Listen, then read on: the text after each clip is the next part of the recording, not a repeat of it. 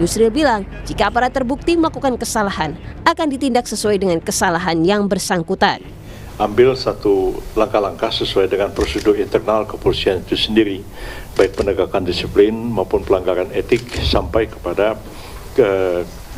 kemungkinan juga akan diambil satu langkah hukum terhadap hal itu. Jadi masyarakat tidak perlu khawatir ya. Propam Polres Metro Jakarta Pusat tengah memeriksa Babin Kamtibnas Kelurahan Kampung Rawa terkait kasus tuduhan terhadap pedagang es gabus bernama Sudrajat. Jika memang ada pelanggaran, maka akan ada sanksi bagi pelaku.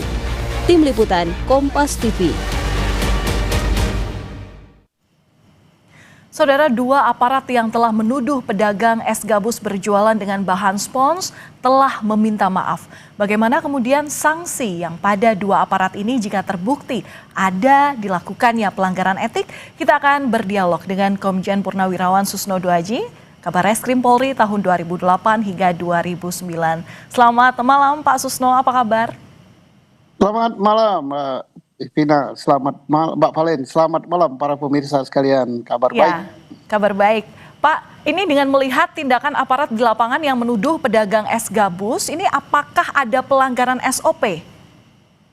Ya jelas itu ngawur gitu. Jadi tidak bisa menuduh orang langsung melakukan wah ini palsu, wah ini membahayakan. Sampai kemana kewenangan dia? Dia kan Babin Kamtibmas, yang satu lagi Babinsa.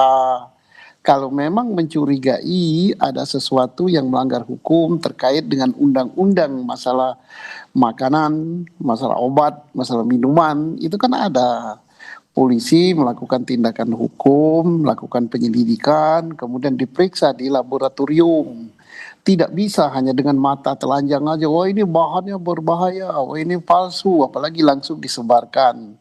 Apalagi langsung melakukan hal-hal yang tidak pantas, misalnya membuat suatu tuduhan yang tidak enak, ya, kemudian melakukan kekerasan, baik kekerasan karena perkataan gitu atau kekerasan fisik gitu, itu pelanggarannya udah banyak sekali loh. Satu, penyalahgunaan wewenang ya, baik Polri maupun dari TNI-nya ya. Yang kedua, melakukan kalau ada penganiayaan itu pelanggaran hukum pidana loh. Penganiayaan itu pidana. Polri tunduk pada pidana umum ya, peradilan umum, kalau TNI tunduknya pada peradilan militer. Yang berikut, dia jelas melakukan pelanggaran disiplin, dan pelanggaran disiplin ini sangat-sangat dekat itu mepet dengan pelanggaran kode etik gitu kan, kode etik ya. Nah jadi jelas bisa kena kode etik, bisa kena hukuman disiplin, bisa kena hukum pidana. Jadi berat ini, dan ini juga supaya menjadi contoh bagi yang lain. Oke, dan berarti bisa dibilang kalau ini tindakan yang terlalu gegabah ya, karena balik lagi ini bukan kewenangannya. Dan ini berarti kalau misalnya ada kasus seperti ini harus melibatkan tenaga ahli seperti Dinkes atau BPOM, begitu ya Pak ya, untuk bisa membuktikan hal itu jika memang diketahui ada kesalahan. Iya, jadi tidak bisa diselesaikan dengan kayak peradilan jalanan seperti itu, langsung dirampas, kemudian diremes-remes, kemudian dimarahi, dipukul, kalau udah ada ya. Mudah-mudahan saja tidak ada tindakan kekerasan fisik. Jadi harus ya disita, kemudian dilaporkan kepada yang berwenang, dalam hal ini ke Polri, penyidik ya, kemudian penyidiknya membawa ini apakah ke Balai POM, apakah ke Laborat Polri untuk diselidiki, dan tidak perlu dengan kekerasan gitu. Dua orang berseragam TNI dan Polri ngapain berkekerasan sama orang yang sudah umurnya mungkin sudah cukup, kemudian kondisi fisiknya kayak gitu. Ya udah dibawa dengan ramah ke kantor polisi, maaf Pak ya, kita periksa ya, kita ambil simpelnya, nanti kalau ini ada mengandung barang berbahaya atau bahan apalah, jangan langsung jualan dulu, stop dulu jualan, kita periksa ya. Nah kalau tidak ya silakan lanjut jualan. Jadi gitulah, inilah yang namanya untuk mereformasi lembaga Polri supaya tidak melakukan hal-hal yang sewenang-wenang yang menyakitkan hati rakyat gitu. Ya betul, meskipun ada laporan tapi ada proses penyelidikan yang itu sebenarnya harus diutamakan terlebih dahulu. Pak Iya. Susno, ini kan dua pihak sudah diketahui berdamai, sudah minta maaf. Apakah hal ini menghapuskan sanksi?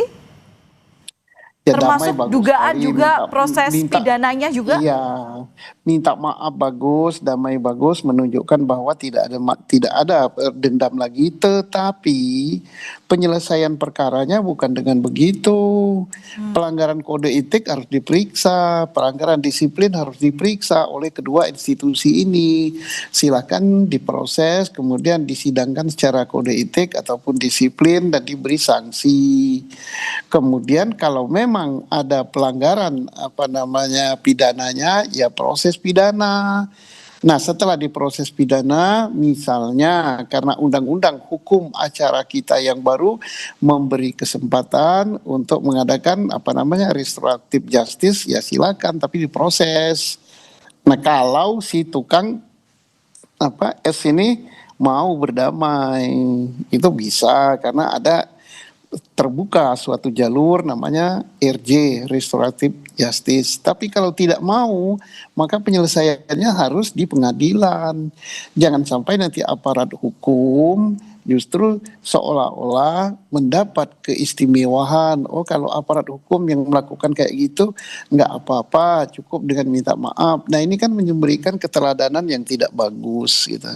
Oke, Pak, tapi kalau ada pengakuan dari korban bahwa dirinya seolah dianiaya, kemudian juga ada intimidasi saat kejadian ini, berarti ini sudah masuk ranah pidana sebenarnya ya?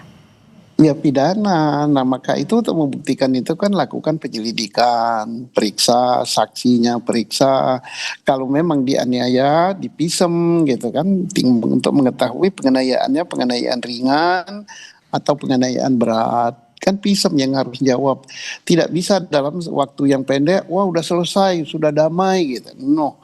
Kan nggak boleh ya, apalagi ini aparat itu harus menunjukkan yang bagus lah gitu ya. Jadi tidak boleh selesai, oh udah damai, udah selesai. Kok simple sekali masalahnya. Oke, Pak, ini kan yang jelas kita ini kan ada polisi, kemudian juga ada TNI, kemudian kita juga bahas mengenai adanya reformasi Polri yang memang melindungi rakyat begitu ya, yang kan memang mereka dekat dengan rakyat seperti itu jargonnya. Apakah ini seolah sudah menjadi kultur? Ya, ini bukan kulturnya Polri dan bukan kulturnya TNI. Pimpinan TNI, Panglima TNI, baik Kepala Staf Angkatan, Kapolri, selalu menekankan kepada anggotanya untuk tidak menyakiti hati rakyat, untuk tidak sewenang-wenang, untuk tidak menyalahgunakan kekuasaan. Mereka adalah pelindung rakyat, bukan menjadi musuhnya rakyat, bukan menjadi orang yang melakukan perbuatan sewenang-wenang menyakiti hati rakyat. Nggak boleh. Ini kan pada level bawah. Kalau level Kapolri, Panglima TNI, Kepala Staf, di mana-mana pidatonya, arahannya untuk semua anggota supaya tidak menyakiti hati rakyat. Bahkan termasuk itu di dalam kode etik masuk, kemudian sumpah prajurit masuk, sabta marga masuk, gitu kan. Nah, itulah yang harus dihayati. Tapi dengan adanya perilaku yang semacam ini, seolah-olah apa yang disampaikan di dalam kode etik Polri, apa yang disampaikan pengarahan pimpinan, ini menjadi sirna, gitu. Oke, Pak, apa yang perlu diperbaiki dengan adanya kasus ini untuk membalikan kepercayaan rakyat kepada TNI Polri? Ya tegakkan aturan, jangan menegakkan aturan itu adalah kepada rakyat kalau rakyat bersalah. Yang harus ditegakkan juga, bahkan lebih penting sebelum melakukan menegakkan aturan itu keluar adalah kepada di dalam tubuh sendiri. Ya, jadi tegakkan aturan pelanggaran karena mereka sudah melanggar kode etik, sudah melanggar disiplin dan bisa juga terbukti nantinya melanggar pidana. Ya proses. Gimana prosesnya? Oh nanti kalau damai gimana? Lihat kasusnya, kalau ancamannya berapa, ada ketentuan restoratif justice bisa diselesaikan. Tapi ada aturan hukumnya untuk menuju ke situ. Tidak langsung datang ketemu salaman, dah selesai ya, kita udah damai. Nggak bisa, nggak ada aturan gitu untuk pidana. Pidana itu Kalau delik aduan dicabut, kalau bukan delik aduan berjalan sampai ke pengadilan kalau terbukti. Tetapi ada juga pintu yang dibuka restoratif justice, itu ada syaratnya, yaitu permohonan maaf, dimaafkan, kemudian membuat pernyataan, kemudian ancaman hukumannya berapa, ada aturannya itu di hukum acara kita. Itu bisa, tapi Baik. diproses.